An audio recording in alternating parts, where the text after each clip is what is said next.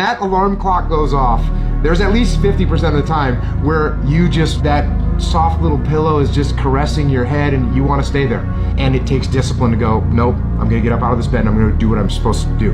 And that discipline that you have at that moment, you win that fight.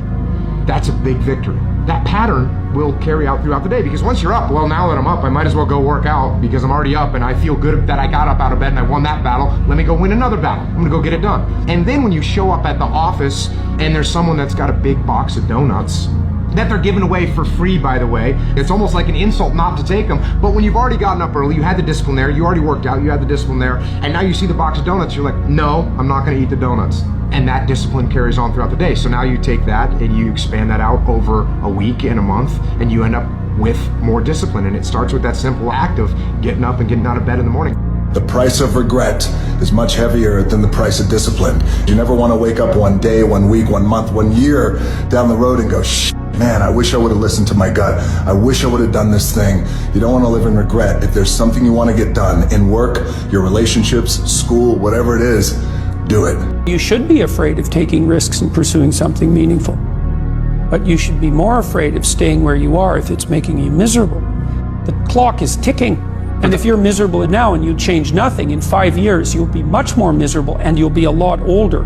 What if is the worst question you can ever ask yourself. I failed is a million times better than what if. Because that motherfucker got up and did something, showed up 10 times more of the man and says, what if? What if, man? What if is an ongoing debate inside yourself that you can never come to conclusion on. I got up and failed, at least I know. Otherwise, what if? Every minute of every day for your existence, battling inside your head, trying to turn off the voices, but you can't. The window of opportunity is closed. Something you can do, but sit back and wonder, what if? Nope, don't like that, man. I'd much rather take the gamble and lose.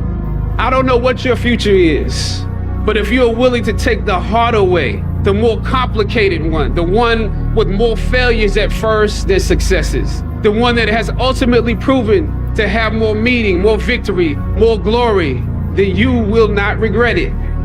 Whatever you choose for a career path, remember the struggles along the way are only meant to shape you for your purpose. We all think about quitting and shit's hard.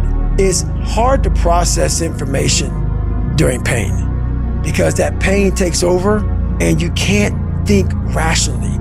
You're thinking about fight or flight, save yourself.